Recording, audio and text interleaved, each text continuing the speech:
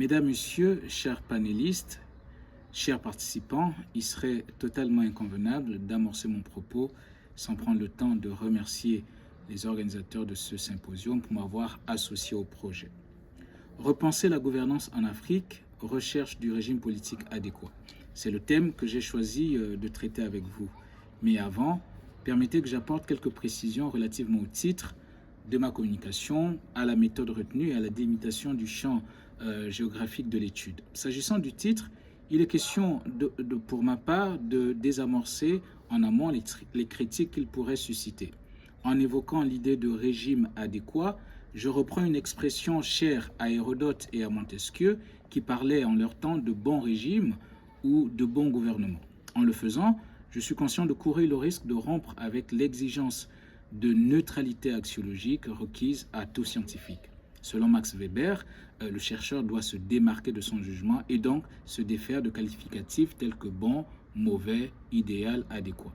Mais à la réalité, mon propos ne vise pas à porter un jugement de valeur, mais plutôt à réfléchir sur l'hypothèse de l'instauration de régimes politiques adaptés aux réalités africaines, à l'opposé des régimes importés, hérités de la colonisation. Sur le titre toujours, vous remarquerez que le sujet tel que formulé tente d'établir un lien entre choix du régime politique et développement. Or, cette corrélation n'est pas toujours aisée à établir à tel point que la question divise la doctrine. Mais pour ma part, le développement de l'Afrique, que nous appelons de tous nos voeux, n'est envisageable que dans l'hypothèse de régime politique qui offre des garanties de stabilité. Pour cause, la stabilité politique reste une variable déterminante pour la croissance. De même, l'investissement dans un environnement politique stable a un impact considérable sur la croissance économique et donc sur le développement. Sur la méthode, bien que certains aspects de ma communication revêtent une dimension rétrospective, l'essentiel de mon propos s'inscrit dans une dynamique prospective et souffrira à partir de ce moment des critiques portées sur ce type d'études, à savoir le manque d'opérationnalisation. Gageons toutefois que les alternatives que je proposerai tiennent les promesses des fleurs. Dernière précision, il s'agit du champ géographique de notre étude. À cause du temps, j'ai décidé de restreindre l'étude aux États d'Afrique francophone qui, de mon point de vue, peuvent être considérés comme un véritable laboratoire d'analyse au regard notamment de l'actualité et surtout des retards multisectoriels observables dans plusieurs pays de cet échantillon. Le continent africain entretient un paradoxe significatif, une population jeune, des ressources importantes et pourtant il accuse un retard socio-économique infrastructurel notoire. À côté de cette réalité s'ajoute une actualité marquée par une recrudescence des coups d'État, principalement à l'ouest et au centre. Le juriste que je suis ne peut s'empêcher d'y voir dans cette situation l'échec des régimes précédents et actuels. Comme je vous le disais, je vois un lien étroit entre développement et choix du régime politique. Il faut savoir que depuis les indépendances, l'Afrique apparaît comme une véritable terre d'expérimentation des régimes politiques. Le continent a connu, à travers des renouvellements perpétuels, une véritable fluctuation en la matière. On entend souvent par régime politique le mode de gouvernement auquel un État est soumis. Sa détermination dépend, grosso modo, de deux critères. Celui quantitatif, à savoir qui gouverne, et celui fonctionnel, qui s'intéresse quant à lui à la différence des institutions, à comment les différentes institutions et les acteurs politiques interagissent entre eux. Ces règles ou mécanismes sont très souvent contenus dans le cadre de constitution. Le premier critère quantitatif, par exemple, lorsque une personne gouverne, on parle de monarchie. Lorsque c'est une minorité, on peut parler soit d'aristocratie, soit d'oligarchie. Lorsque c'est la majorité qui commande, on parle très souvent de démocratie. Le second critère sur les interactions institutionnelles permet de définir la nature du régime. On pourrait, par exemple, le qualifier de parlementaire, de présidentiel, de communiste, de régime d'assemblée ou de régime fasciste.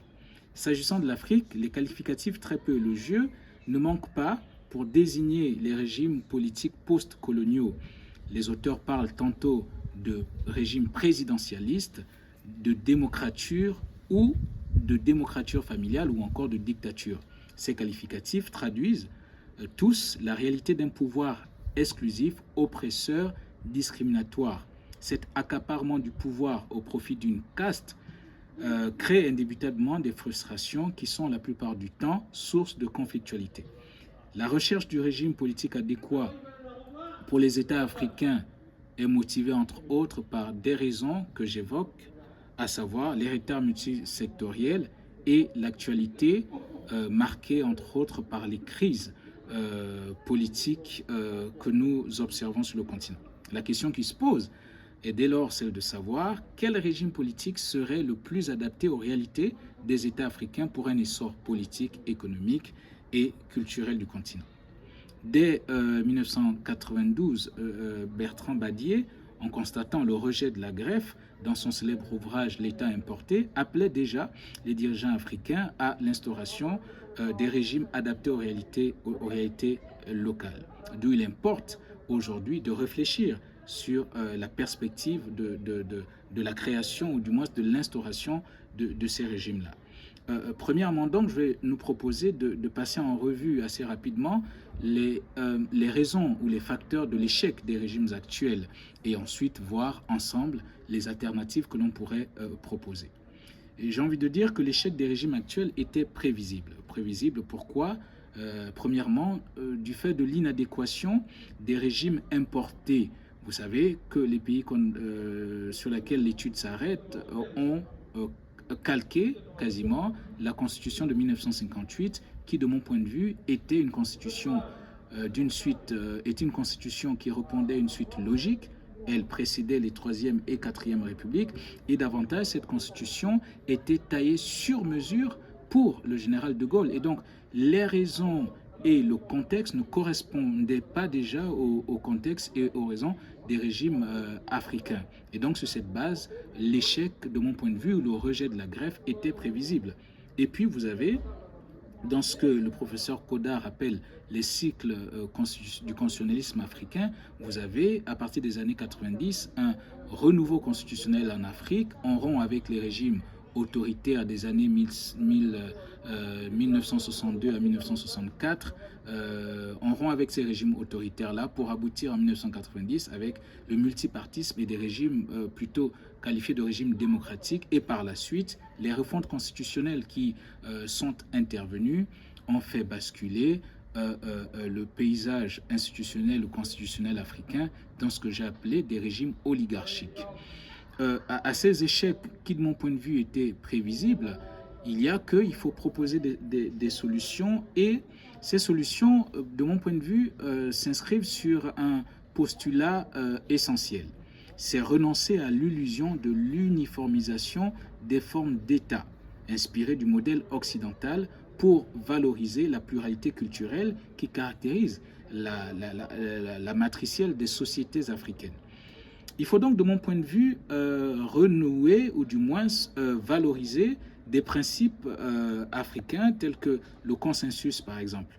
Il ne vous a pas échappé que la Cour africaine a censuré le projet de révision constitutionnelle du Bénin dans l'affaire XY contre Bénin, le projet constitutionnel 2019, parce que ce dernier méconnaissait le principe de consensus. Ce principe veut que les gens se rencontrent et se parlent pour aboutir à des solutions, surtout lorsque des grands projets, ou du moins des questions structurantes, engagent la société tout entière. Et donc, c'est revoir la configuration de nos assemblées, arriver à voir que toutes les couches y soient représentées.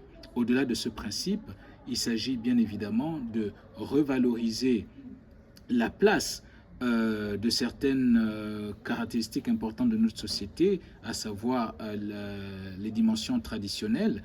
Le projet constitutionnel au Gabon en cours fait par exemple la part belle aux corporations traditionnalistes. Vous savez que le Gabon sort d'un coup d'État et que dernièrement, ils ont pondu un rapport qui faisait suite à la consultation nationale. Et donc, dans le projet à venir, on devrait assister à une revalorisation de la place des corporations traditionnalistes. avec voie consultative. Le deuxième point, c'est concernant le rapport, la relation système électoral et régime politique. Vous savez par exemple que la plupart des crises en Afrique sont le plus souvent liées aux processus électoraux ou plus précisément au dysfonctionnement de ces derniers. Il s'agit à ce niveau de penser ou de repenser les éléments de crédibilisation des processus électoraux afin de prévenir les contestations post-électorales, sources de conflictualité. Revoir les aspects liés au suffrage, est-il universel, indirect, le scrutin uninominal, plurinominal, majoritaire, revoir des aspects liés à la désignation des représentants de la nation. Sera-t-elle faite par des grands électeurs? Seront-ils cooptés? La durée du mandat, la gestion du processus électoral doit-elle être confiée à un mécanisme indépendant ou relié au ministère de l'Intérieur? La présence ou non des observateurs externes? Et pour finir, les éléments liés au contentieux électoral. Cet aspect questionne la composition des juridictions commises à la tâche, notamment le mode de désignation des juges constitutionnels par exemple. Quel modèle de désignation qui garantit au mieux l'indépendance des juges à l'égard des autorités politiques? J'avoue, sur l'ensemble de ces questions, ne pas avoir une position tranchée et espère juste que les échanges à venir permettront d'entrevoir le ou les modèles adéquats. Je vous remercie et reste ouvert aux différentes questions.